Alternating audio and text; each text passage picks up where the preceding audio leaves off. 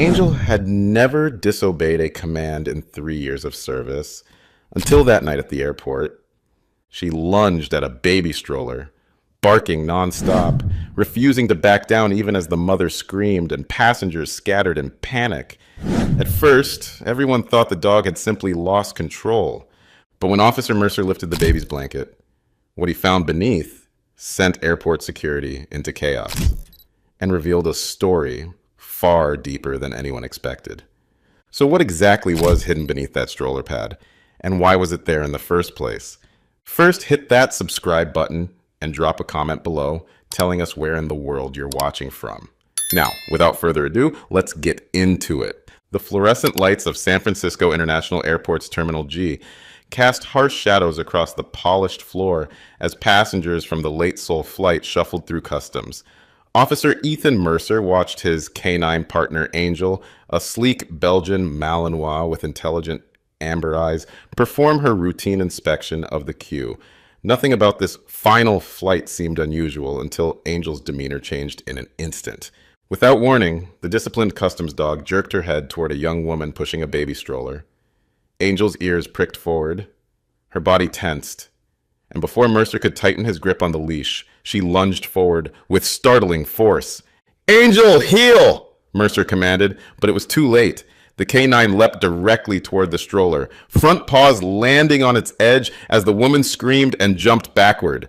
The stroller tipped, sending a blue baby blanket sliding to the floor, revealing not just the crying infant, but something metallic gleaming beneath the child.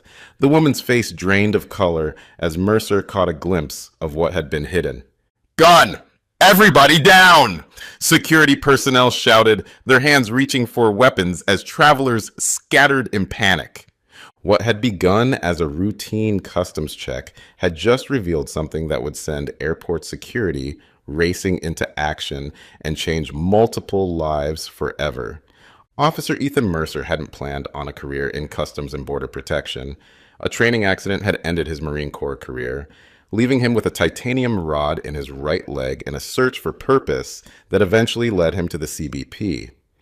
His partner Angel had an equally unlikely story.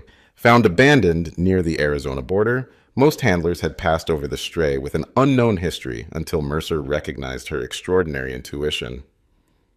"She's got street smarts," Mercer had told his supervisor when requesting to work with her. "That's not something you can train." Their 3 years together had proven his instincts correct.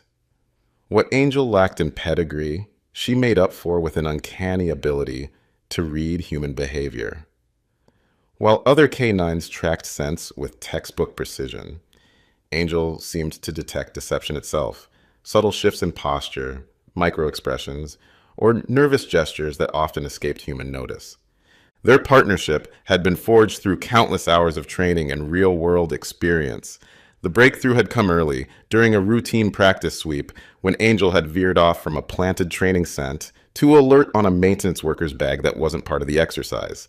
Security found prescription medications containing chemical compounds that could be used in improvised explosives, items the worker had forgotten to declare, but that represented a genuine security concern. She wasn't wrong, the head trainer had acknowledged after initially scolding Mercer for allowing Angel to break protocol. She was being thorough. Today had started with their usual pre-shift ritual. Mercer had picked up Angel from the canine facility at 5 a.m., taken her for a brisk run along the airport perimeter road, and then spent 30 minutes on refresher training before clocking in for their 7 a.m. shift. "Looking sharp today, Mercer," Supervisor Garcia had commented as they passed the security checkpoint. "Big plans for the weekend?" "Taking Angel hiking up at Point Reyes," Mercer had replied, scratching his partner behind the ears. "She's been cooped up too much, with all the overtime we've been pulling." The day had proceeded with the typical rhythm of international arrivals. A nervous college student returning from Amsterdam had been found with marijuana. A businessman from Mexico City had attempted to bring in undeclared jewelry. A family returning from Southeast Asia had been stopped for carrying prohibited fruit in their carry-on. Through it all, Angel had performed with her characteristic blend of discipline and intuition, positioning herself strategically to anticipate potential flight responses before they happened. "That dog of yours is something else," Officer Chen had commented during their lunch break. The way she stared down that guy, trying to skip the declaration line. I swear he started confessing before you even questioned him. Mercer had smiled, slipping Angel a small treat under the table. She's got a sixth sense about people, knows who's hiding something before they even realize they're giving themselves away. As their shift had worn on into evening, both Mercer and Angel had settled into the comfortable fatigue of a productive day. One more flight, the late arrival from Seoul, and they could clock out. Angel had seemed slightly restless during the final hour, pacing more than usual during quiet moments, occasionally whining softly. The 11:15 p.m. arrival from Seoul had been delayed by thunderstorms over the Pacific, pushing their shift nearly an hour past its scheduled end. Terminal G had gradually emptied as other flights completed processing, leaving only a skeleton crew for the final arrival. "Last one, girl," Mercer murmured, scratching behind Angel's ear as they watched the gate doors. "Then we're free for 2 whole days." Halfway through processing the passengers, Angel's demeanor shifted. Her ears pricked forward, head turning sharply toward the far end of the terminal, where a muffled child's cry echoed. Mercer followed her gaze to a woman who had just entered, pushing a navy blue stroller with one hand, while clutching a large shoulder bag with the other. Something about the woman immediately caught Mercer's attention. Unlike typical travel fatigue, her movements were jittery, eyes constantly scanning with rapid darting glances. Despite the cool air conditioning, sweat glistened on her forehead. Her fingers gripped the stroller handle with white-knuckle intensity. "Angel, check," Mercer said quietly. The Malinois responded instantly, moving into her screening pattern, nose working the air as they circled toward the woman. A low growl emerged from Angel's throat as the baby inside the stroller let out another cry, a sound of discomfort rather than typical fussiness. The woman's reaction to Angel's approach was equally telling. Most passengers either ignored the canine or watched with mild curiosity. This woman immediately tried to maneuver the stroller away, putting distance between Angel and the baby with an urgency that seemed excessive. "Is there a problem?" she called out, voice pitched too high. "Can you keep that dog away from my baby, please?" "Just routine, ma'am," Mercer replied, keeping his tone casual. "Where are you arriving from today?" "Seoul," she answered quickly, too quickly. "Direct flight." "Beautiful baby you've got there," Mercer said, taking a step to the side, as if merely continuing his patrol. "Boy or girl?" "Boy," the woman answered, attempting a smile that didn't reach her eyes. "He's 7 months old." "He seems uncomfortable," Mercer observed, noting how the infant squirmed and fussed in the stroller. "Long flight for a little one?" "He has a bit of a stomach ache," she explained, plus the pressure changes during landing. The flight attendants tried to help, but nothing seemed to work. Mercer nodded sympathetically. "First time flying with him?" "Yes," she replied, relief flooding her features at this apparent explanation for her nervousness. "I've been a nervous wreck about it for days. His first flight, and of course it ends up delayed." Angel circled closer to the stroller, her nose working overtime. The woman abruptly pulled the stroller back, creating distance. "Could you please call your dog off?" she asked, panic edging her voice. "I don't want him frightening the baby." "Angel is very gentle with children," Mercer said, noting her escalating anxiety. "She's actually specially trained to be around infants." This was a lie. Angel had no such specific training. But the woman's widened eyes and quickened breathing told him something important. A typical mother might be reassured. This woman's anxiety visibly increased. "Still, I'd prefer if she stayed away," she insisted, moving the stroller again. "He's already upset enough." Angel let out a soft whine, a sound Mercer recognized as frustration. The dog knew something was wrong and was trying to communicate it. Mercer checked her documents. The passport identified her as Melissa Chen, 32, with multiple Asian entry stamps. Her baby's passport showed Benjamin Chen, 7 months, with a single entry from South Korea. As the baby cried again, Mercer noticed something odd. The blanket didn't move naturally with the baby's movements. There seemed to be something rigid beneath it, restricting the infant's ability to shift comfortably. "It seems like he's really uncomfortable," Mercer commented. Mind if I have a look? Sometimes buckles get twisted during flights. No! The response came too quickly, too forcefully. She immediately tried to soften it. I mean, he's fine. I just changed him in the airplane bathroom. He just needs his crib and he'll settle down. Angel's posture had changed again, becoming more rigid, her attention unwavering from the stroller. Mercer had never seen her so fixated on an infant before. In their 3 years together, she had encountered countless babies during screenings, typically giving them little more than a cursory sniff before moving on.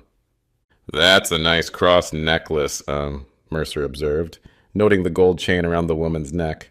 Another attempt to establish rapport while gathering information. Religious? Her hand flew to her throat, touching the pendant. Yes, it was my mother's. The baby cried again, a sound of genuine distress. Mercer's concern deepened, not just for whatever contraband might be hidden, but for the infant's well-being.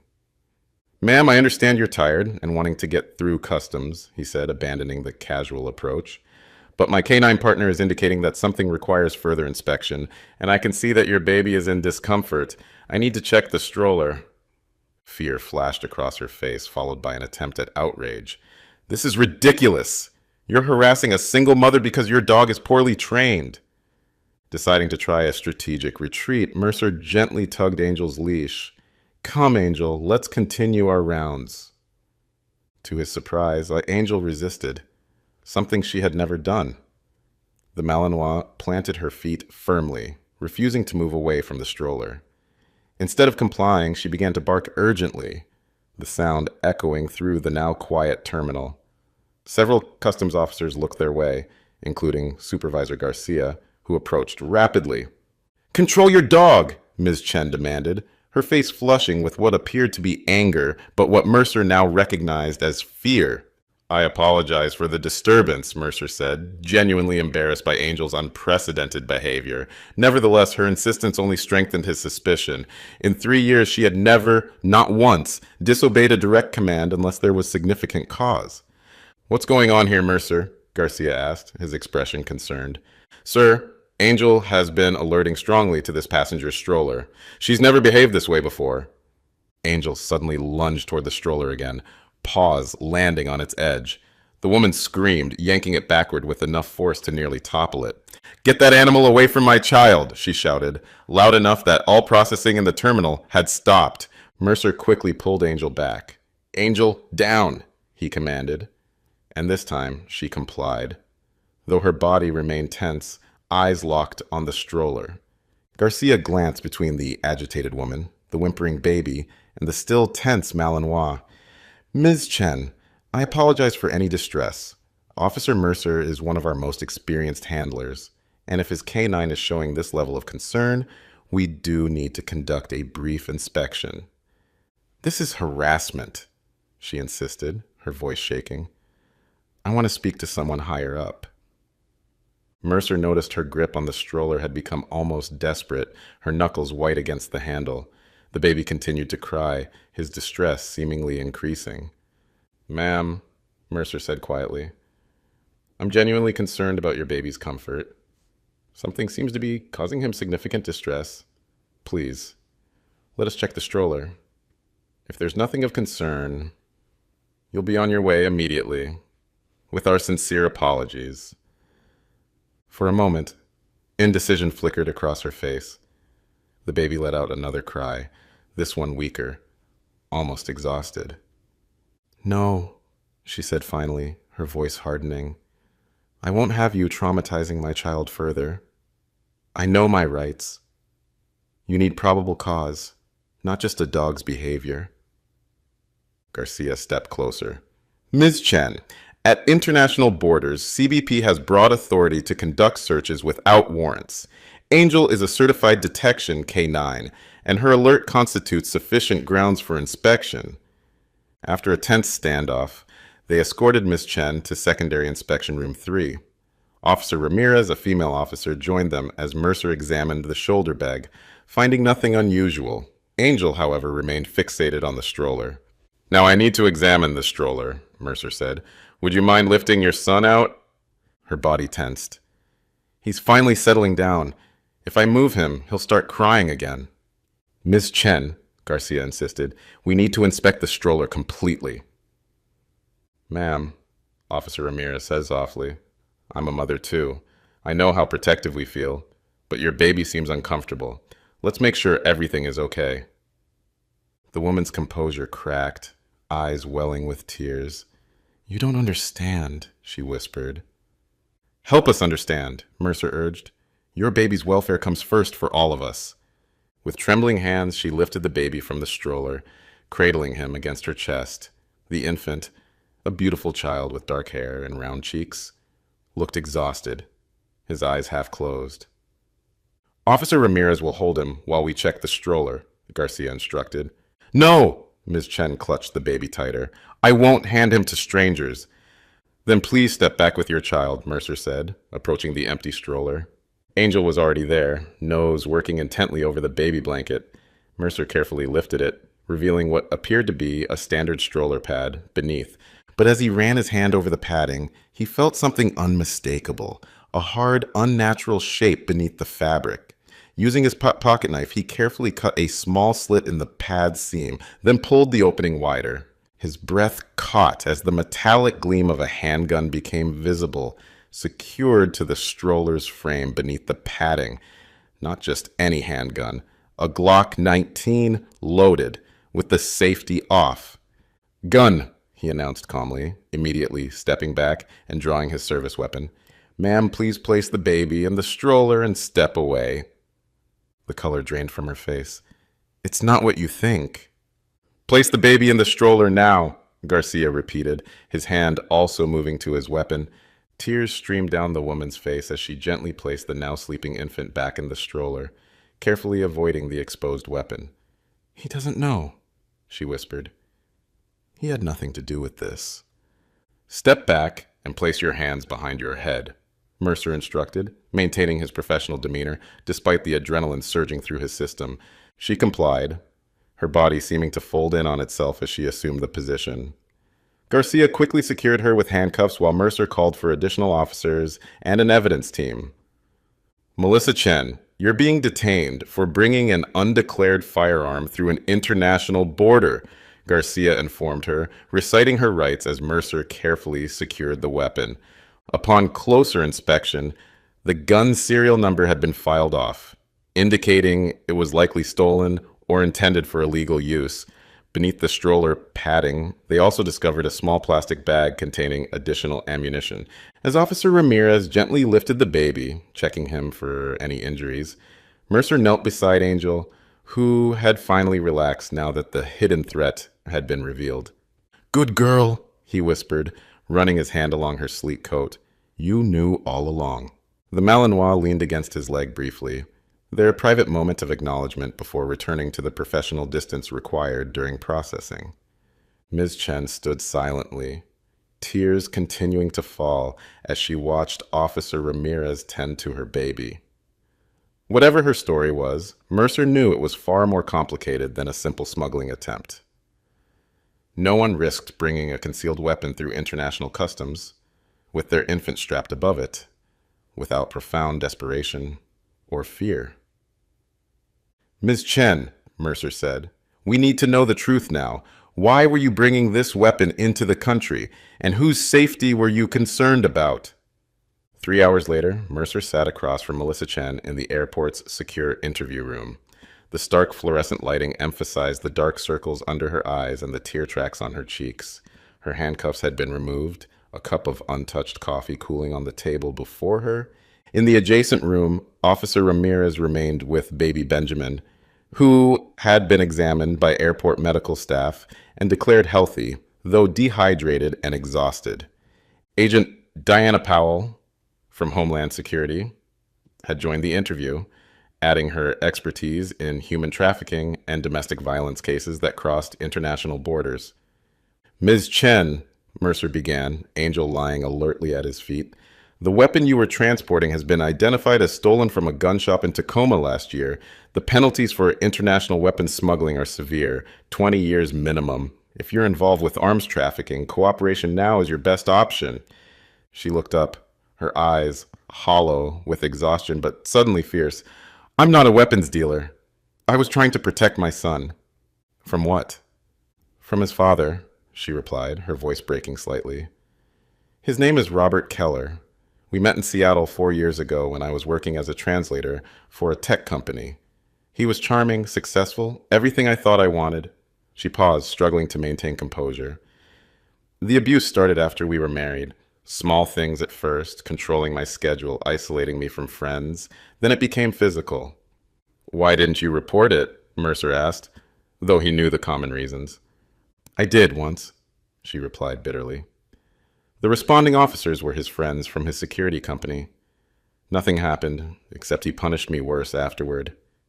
He has connections everywhere, police, border patrol, private security. He told me no one would believe me, and he was right. And the baby? Powell asked. When I discovered I was pregnant, I thought it would change him. It made him worse. Said a child would ensure I could never leave him. When Benjamin was born 5 months ago. 5 months? Mercer interrupted. Your documentation says 7 months. I altered his birth certificate. Robert has been searching for us since I left. I changed everything I could. Continue about when Benjamin was born, Powell encouraged. Robert became obsessed with controlling every aspect of his care. He installed cameras in the nursery, tracked my phone, followed me to pediatrician appointments. Then one night, I overheard him on the phone, planning to take Benjamin to his parents in Alaska without me. He said I was an unfit mother, and he had evidence to prove it.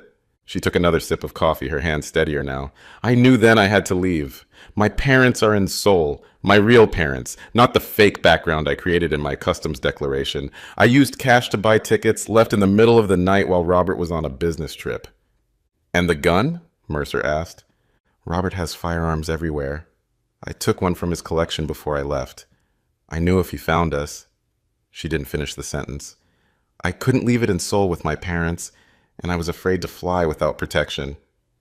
I know it was stupid, but I was desperate. Why come back to the U.S.? Powell questioned. Why not stay in South Korea? My visa was expiring. As a Korean citizen who gave up residency years ago, I could only stay temporarily. My parents are elderly. They couldn't come with me. I was planning to establish a new identity in Canada. I have contacts there who could help Benjamin and me disappear. The story aligned with the evidence they'd gathered.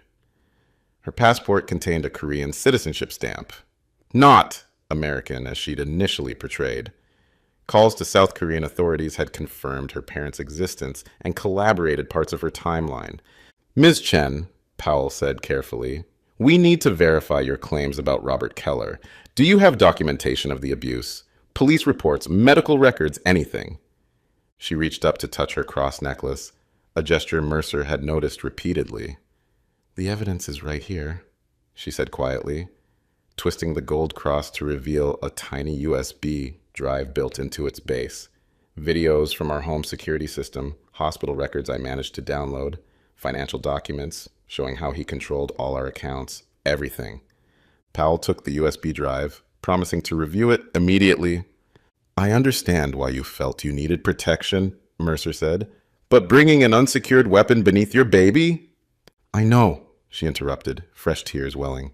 I've replayed that decision 1,000 times. I was so focused on getting away that I didn't think clearly about the risks to Benjamin. The stroller was the only place Robert would never search if he found us. He never once changed a diaper or adjusted Benjamin's car seat. He considered baby care women's work. Mercer exchanged glances with Powell. They both recognized the hallmarks of genuine domestic violence cases. The detailed explanations, the mixture of clear planning and desperate decisions, the hidden evidence. What happens now? Melissa asked, her voice small. Will I lose Benjamin? That depends on what we verify, Powell replied honestly. Weapons smuggling is a federal offense, but there are provisions for extreme circumstances. If your allegations are substantiated, we can involve domestic violence advocates and potentially arrange protective measures.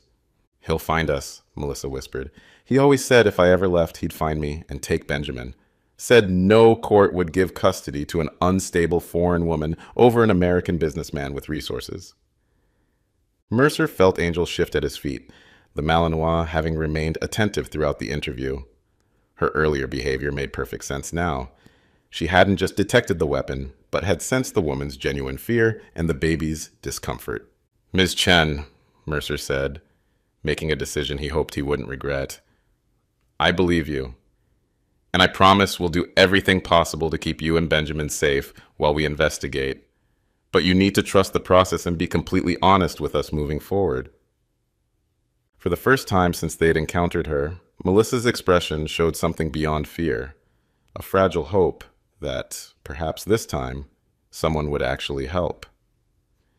6 months later, Mercer parked his SUV outside a modest house in a quiet Seattle suburb. Angel sat up in the back seat, recognizing their location with a soft whine of anticipation. "Yes, we're visiting them," Mercer confirmed, smiling at his partner's enthusiasm. "But remember, best behavior around Benjamin." The front door opened before they reached it, revealing Melissa, looking healthier than he'd ever seen her. Her face relaxed, and her eyes clear. In her arms, Benjamin gurgled happily, waving chubby hands at their visitors. "Officer Mercer," she greeted, genuine warmth in her voice. "And Angel, please, come in."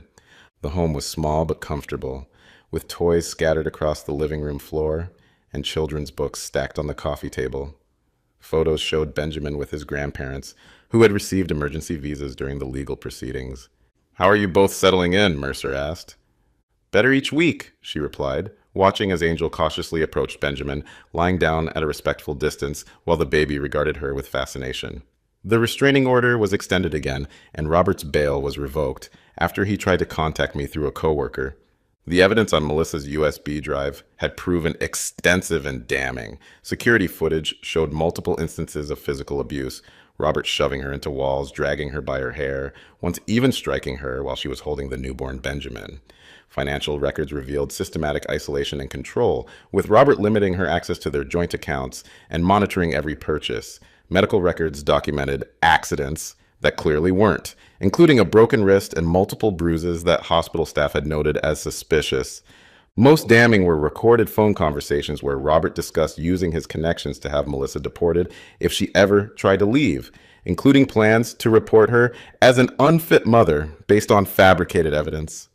The investigation had expanded to include Robert's security company, uncovering corruption extending to several local law enforcement officials who had buried previous reports. Federal charges for witness intimidation and evidence tampering had been added to the domestic violence case. As for Melissa, the weapons charge hadn't been dismissed, but given the extraordinary circumstances, the U.S. attorney had agreed to a plea arrangement: probation, community service, and mandatory counseling, with the possibility of expungement after 3 years. "I've been meaning to ask," Mercer said, accepting the coffee Melissa offered. "Why did you name him Benjamin? Is there a family connection?" She smiled, watching her son interact with the angel. In Hebrew, Benjamin means "son of my right hand." In Korean tradition, the right hand represents protection. Even during the worst times, I believed someone would protect us when I couldn't protect myself. Her gaze shifted to Angel. "I just never expected that someone would have 4 legs." "I'm getting a dog," she added, "from a program that matches rescued shelter dogs with women leaving abusive situations." "That's an excellent idea," Mercer nodded. "The trainer says having a dog changes everything. Not just the practical security, but the emotional support when you're starting over." She watched Benjamin gently stroking Angel's fur. "Men like Robert target women they can isolate. A dog is a connection that can't be controlled." As they prepared to leave, Melissa hesitated at the door. "The security system is being installed tomorrow. The new identities are almost ready. Once we relocate to the confidential address, I won't be able to maintain contact." Mercer understood. The witness protection aspects of her case required complete severance from her previous life, including the officers involved in her case. "You're going to be fine," he assured her. "Both of you." "Because of you," she said simply. "And especially because of her."